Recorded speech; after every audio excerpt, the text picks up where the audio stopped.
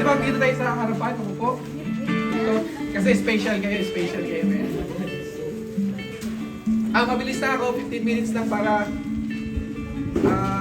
hindi naman... Excited kayo? Excited din ba ang lahat na ma-witness yung napakalagang araw sa buhay ng ating mga kapatid? Amen. Amen. Amen. Okay, ready na ba yung mga Bible natin? Pwede natin i-open sa Book of Matthew, chapter 3, verse 13. 13 to 17. Book of Matthew, chapter 3, verse 13 to 17. Okay lang ba yung iba nakatayo? Okay lang, no?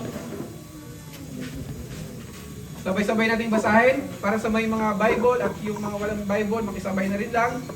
Sabi doon, sa Matthew 3, verse 13 to 17, Then Jesus came from Galilee to John at the Jordan to be baptized by him.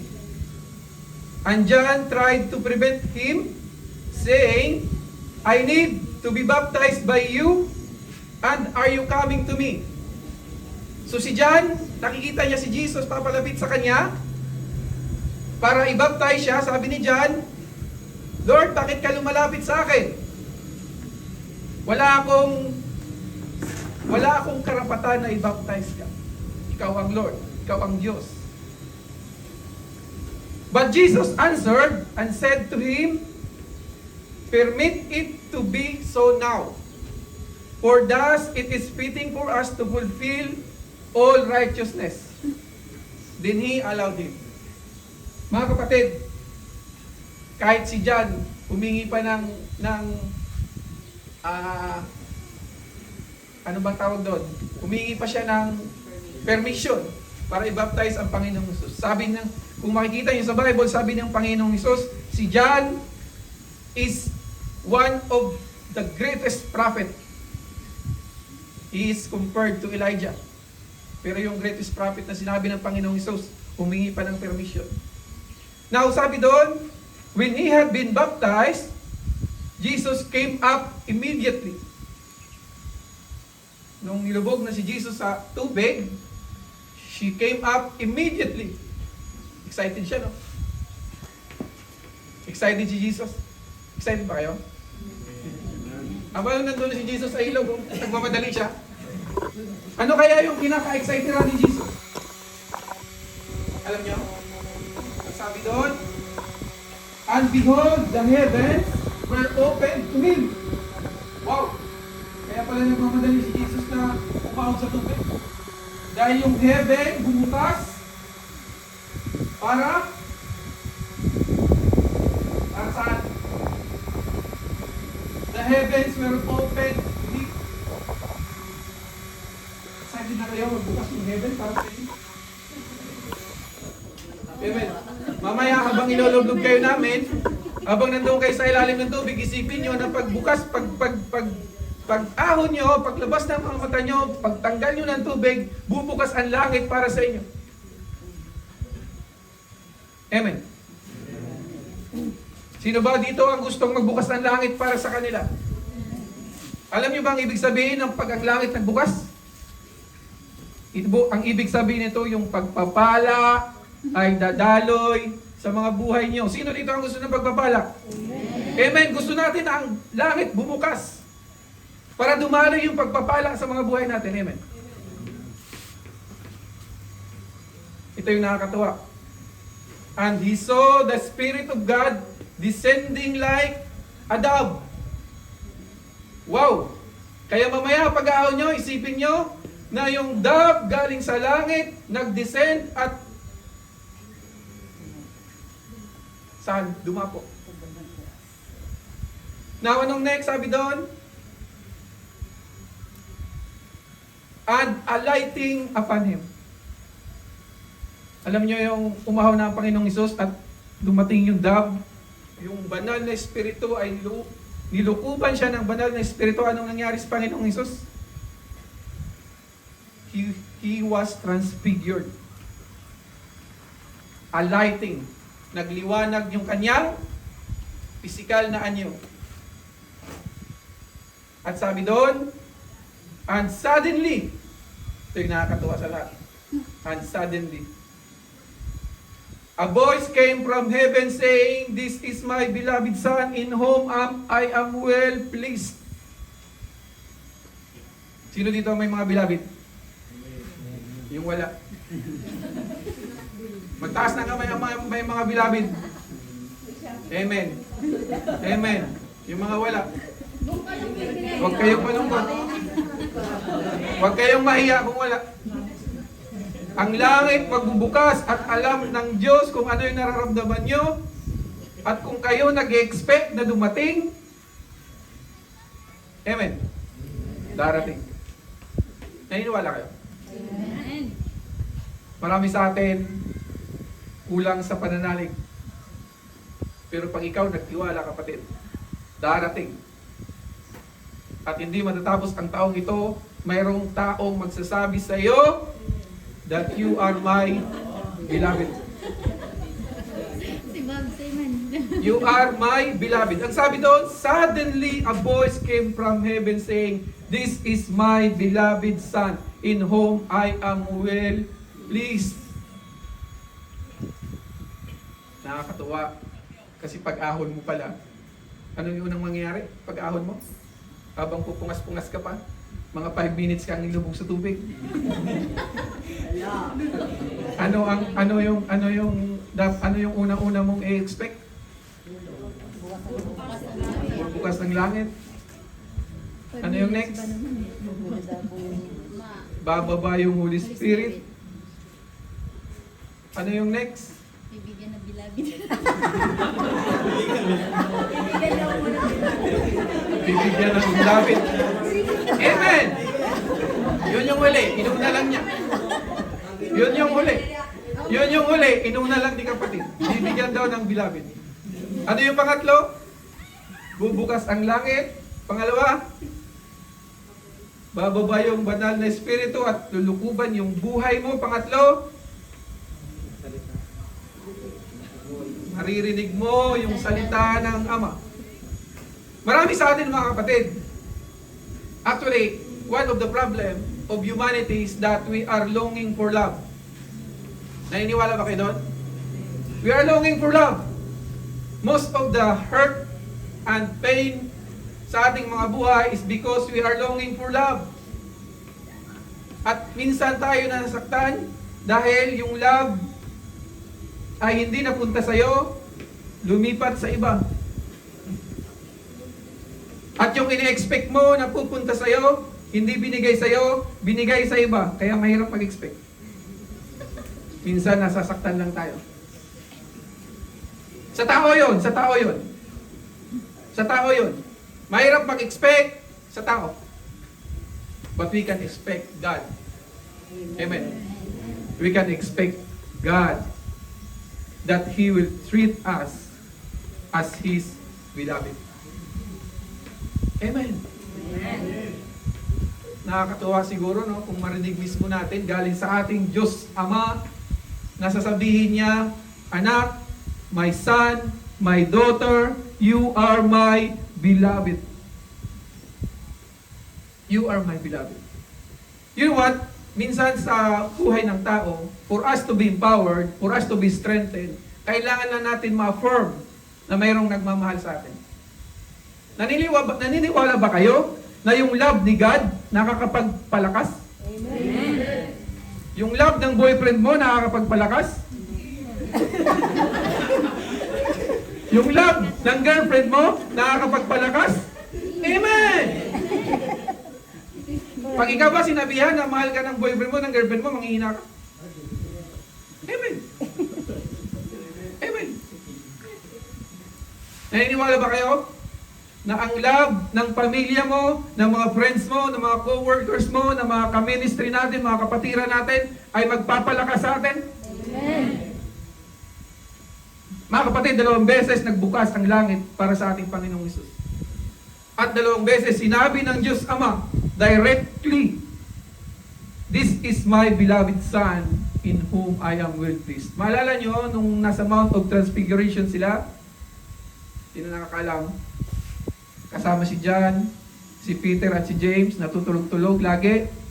Siguro hindi tayo makakatulog sa ganitong sitwasyon natin, no? Yung pawis dumadalo, ang hirap matulog.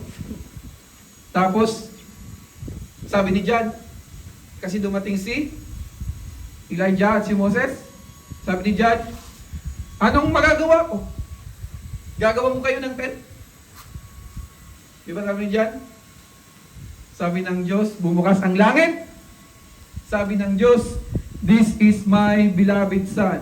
The law and the prophet is there. Sino nagre-represent sa law? Moses. Sino nagre-represent sa mga prophets? Elijah. Sino nagre-represent ng grace ni God? Si Jesus. Andoon silang tatlo. Sabi ni God, Diyos Ama, this is my beloved Son in whom I am well pleased.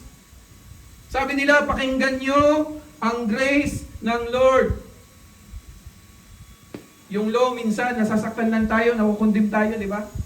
Sabi doon, nagtanong ang isang disipulo, Lord, what is the greatest commandment? Ano ang sagot?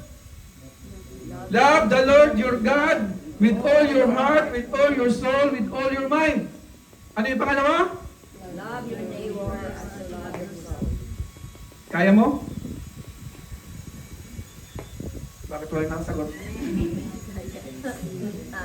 Kaya nyo? No! Even the best of the best, David failed. Nobody fulfill it except the Lord Jesus Christ. Di ba? Pag ang law, inilagay natin sa ating mga buhay, pakiramdam natin, tayo ay nakukondem. Sabi nga, the law will stir up. Imbis na hindi ka magkasala, dahil pinagbawalan ka, lalo mong ginawa. Sino dito ang ganon? Nung hindi ka naman pinagbawalan, hindi mo ginawa. Nung pinagbawalan ka, ginawa mo. Why? Because the law will stir up your alam mo, kagustuhan mo. Nung sinabihan ka, huwag kang pumasok dyan dahil bawal, anong nararamdaman mo? Parang gusto kong pumasok. Dati naman, hindi ko siya pinapansin, di ba? But when the law ay nilagay mo sa iyong buhay, minsan gusto mo nang gawin. You know, all these things will condemn. Nothing is wrong with the law. The law had glory. May glory ang law. But the grace of God exceeds in glory. Amen? Amen. Nakakatuwa kasi ang date ngayon, 5/25/25. Ano yung number ng grace? 5. 5. Sino nag-set ng date ngayon? Sino nag-set ng date ng gawain natin ngayon? Si Grace. Si Grace? Wala akong nag-expect. Ang date natin ngayon is 5/5/5/5 number of grace. Wow, tandaan niyo yung date kung kailan kayo bibinyagan. Isulat niyo sa pinaka makikita niyo because this is your day. This is your day. Madaling tandaan. 5/25/25. Ako yung baptism date ko, saan yung misis ko? Ano mong baptism date niya, Mami? Ha? November 16, 2014. November 16, 2014, makakalimutin talaga ako. Pasensyahan nyo na. Pero siguro naman yung date na to, di nyo makakalimutan, no? 10 years from now, tatanungin kayo, kailan kayo na-baptize? 5/25/25. Amen! Amen. Sabi doon, what is love? What is love? Another 5 minutes. What is love? Love is like, sino dito nakaabot pa nung mga ano? Slam book. Matatanda na yon. Ibig sabihin, no, matatanda na yon. 1990s. Sabi doon, what is love? Sabi, love is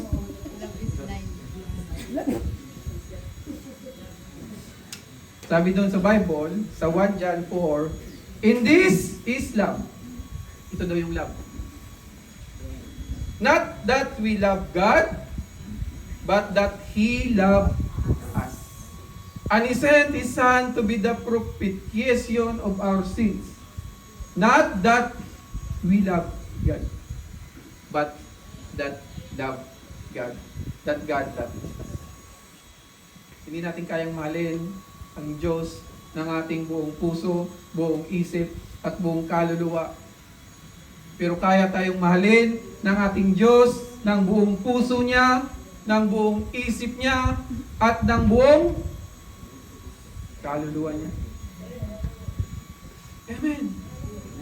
At dahil dyan, kailangan mong i-apply yan sa iyong buhay. You should practice it to yourself.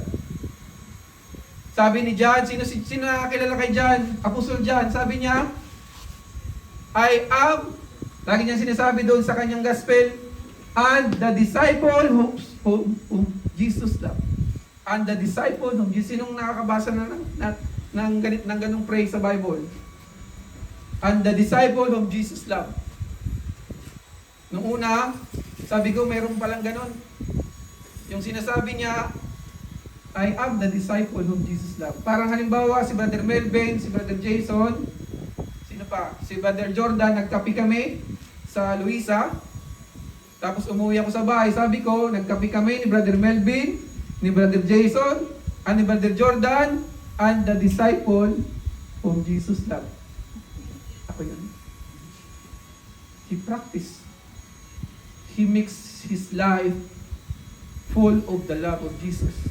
Intimate relationship yung pinapractice niya sa kanyang buhay. Si Peter, anong ginawa ni Peter? Sabi niya, sa harapan ng mga disciple, Lord, even all this, ginanon niya yung mga mukha, even all this will deny you, I will never deny you. Sabi ni Peter. Anong ginawa ni Peter pagkatapos? Tininay niya. Natakot siya sa bata. Sabi niya, kilala ko to ah. No, hindi ko kilala yan. When you practice your righteousness, you are bound to fail. But when you practice the righteousness of God and apply it into your life, you will succeed. Si Peter, nag-fail. Si John, anong nangyari kay John? In the last hours, minutes of the Lord's life, when He is hanging on the cross, alam niyo, si Jesus laging nasa gitna yan, di ba? When he was hung, He is in the midst. When 2 or 3 are gathered, He is in the midst. Nung sa Aperol, yung nabuhay siyang muli at nagpakita sa kanyang mga disipulo, sabi doon, He appeared in the midst. Gusto niyo ba na ang Panginoong Hesus nasa kalagitnaan niyo? Amen. Nasa kalagitnaan ng marriage niyo, nasa kalagitnaan ng trabaho niyo, nasa kalagitnaan ng pamilya niyo, Amen. nasa kalagitnaan ng friendship niyo na malapit nang masira o masisira na, i-apply natin, ilagay natin ang Panginoong Hesus sa kalagitnaan. Sa kalagitnaan ng marriage niyo na parang masisira na, magkakahiwalay na, ilagay niyo sa kalagitnaan. Sa kalagitnaan ng pamilya niyo, na may mga anak ka, may sakit, magulang may sakit, kapatid may sakit, ilagay nyo sa kalagitnaan. Gusto ng Diyos, lagi siyang nasa gitna. Ayaw niyan, nasa tabi-tabi lang siya. Alam nyo, nung mayroong 2 disipulo naglalakad patong Emmaus, road to Emmaus, sabi nila, disappointed sila, kasi namatay na daw ang Panginoong Hesus. Alam, nagkikwento, no? Habang nagbabasa kayo ng Bible, alalahanin nyo lang yung mga kwento ko, no?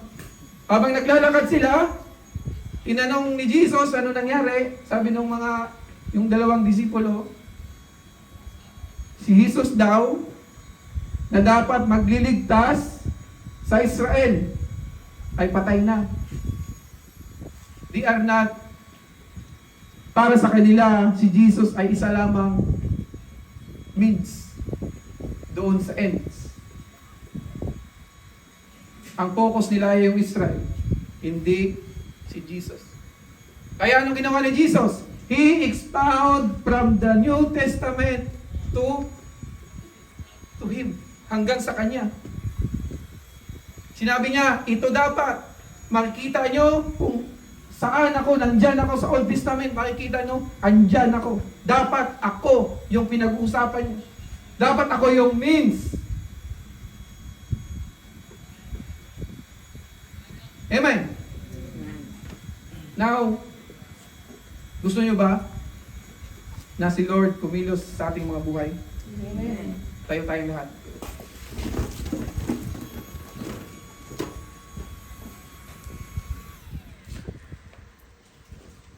Nung si Abraham ay iaalay na si Isaac, sabi doon, now it came to pass after these things that God tested Abraham and said to him, and he said, here I am. Then he said, take now your son, your only son, whom you love, and go to the land of Moriah, and offer him there as a burnt offering on one of the mountains of which I shall tell you. Sabi ni God kay Abraham, take now your son, your only son Isaac, whom you love.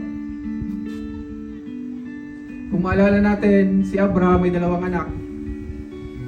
Amen. Si Ismael and si Isaac. Pero sabi ng Lord, ang sabi ng Diyos, take now your son. Bakit isa lang ang binanggit niya? You know, in the Bible, the first mention is always significant. This is the first mention, this is the first that love is mentioned in the Bible.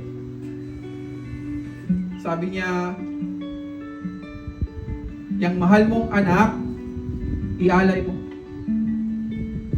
Now, nung si Isaac ay iaalay niya, nagtanong siya.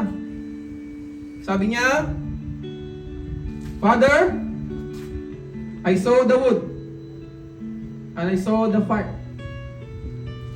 Habang si Isaac ay naglalakad papunta sa Mount Moriah, dala-dala niya yung kahoy. Amen. Sabi niya, Ama, andyan na yung kahoy, andyan na yung apoy. Where is the lamb? Saan yung lamb? Hindi makasagot si Abraham. Kaya mong sabihin na ikaw yung lamb, ikaw ang iaalay. Masakit sa isang ama na iaalay yung kanyang anak, but then he followed because of his faith that God will provide. That God will provide.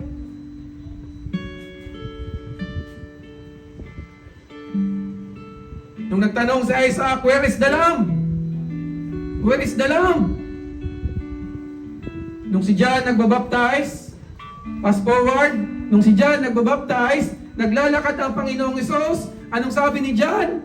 This is the lamb that will take away the sin of the world.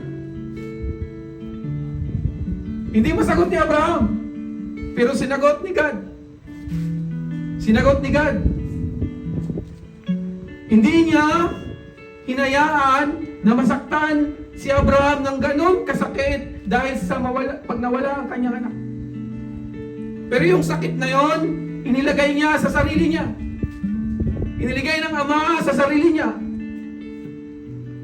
Anong sabi sa John 3:16? For God, sabay-sabay tayo, for God so loved the world that He gave us His only begotten Son, for whoever believes in Him will not perish, but have everlasting life. Hindi niya hinayaang masaktan si Abraham sa pag-aalay niya sa kanyang anak. Pero lahat ng sakit, tinanggap niya dahil ibinigay niya ang kanyang buktong na anak. para tayo iligtas sa ating mga kasalanan. How wonderful. How glorious it is. Napakabuti ng ating Ama. Napakabuti ng ating Ama. Father God, I thank you, Lord God. Father God, I thank you. We thank you. Na hindi mo hinayaan, Lord God, na masaktan kami. Sa halip, Lord God, mas pinili nyo na saktan yung puso nyo. You give up your Son, the begotten Son, your Son that you love for us. Para sa amin. Hindi kami karapat-dapat. Makasalanan kami.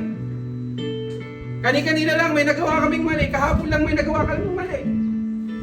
Hindi kami nararapat, Ama.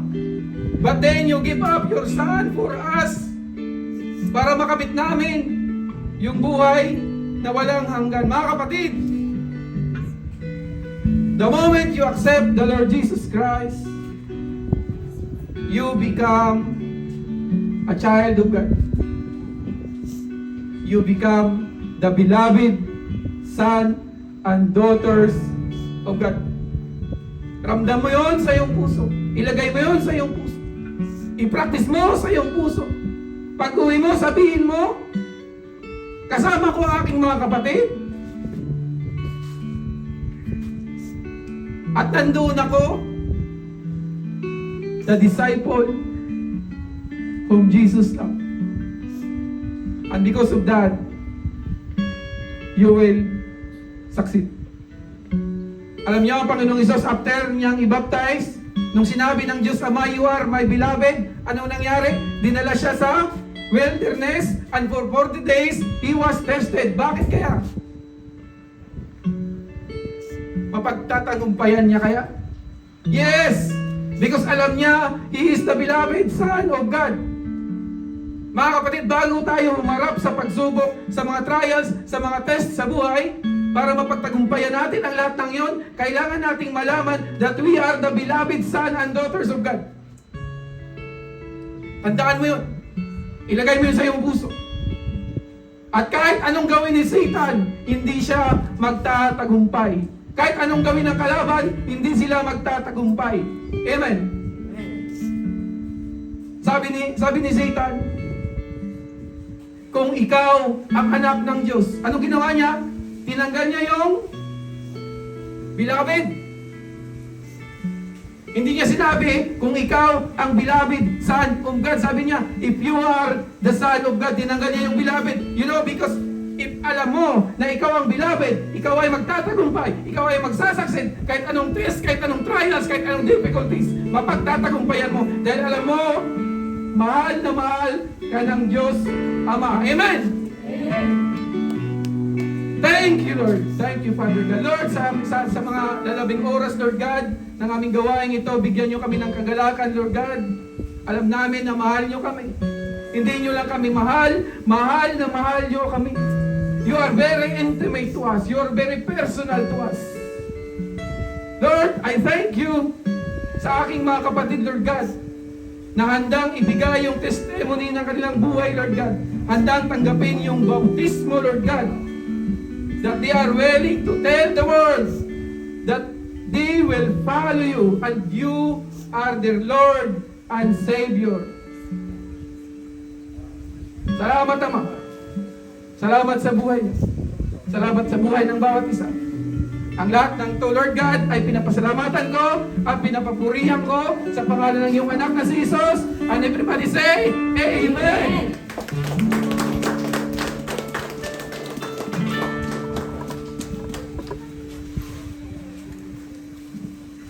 Meron pa ng gripo dyan, nanay.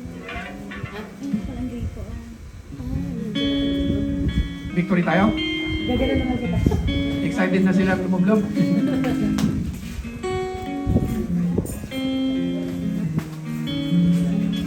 Ay, sige.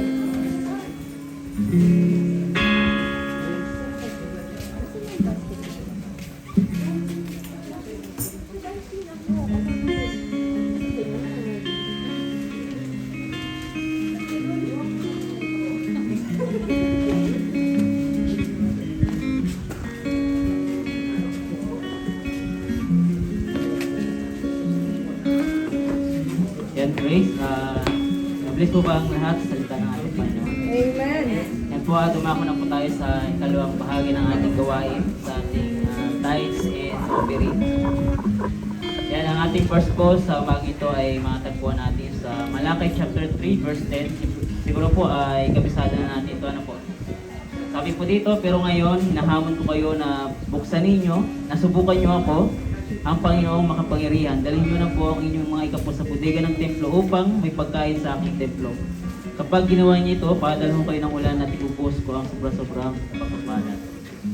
Siyempre, kabisado na po natin itong Malakay chapter 3:10 at may command po ang Diyos at sa pagsunod po natin meron pong pagpapala. Yun lang po at nawa ay nag-bless po ang lahat. Sige po, tayo po ay mo at ipanalangin po yung ating pag-ibigay sa ating Panginoon.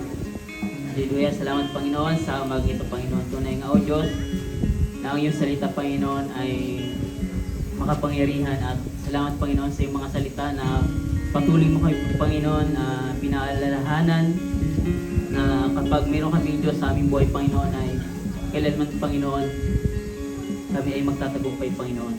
At sa mga kapatid ko ito, Diyos, na dinala mo sa lugar ito, Panginoon, patuloy mo, Panginoon, kami samahan hanggang matapos, Panginoon, ang gawain nito, Panginoon, sa mga kapatid ko, O Diyos, na ibabaptize, Panginoon, ay patuloy, Panginoon, yung kanilang pagsunod sa iyo, Panginoon. At salamat, O Diyos, pinupuri ka namin, Panginoon, sinasamba ka namin.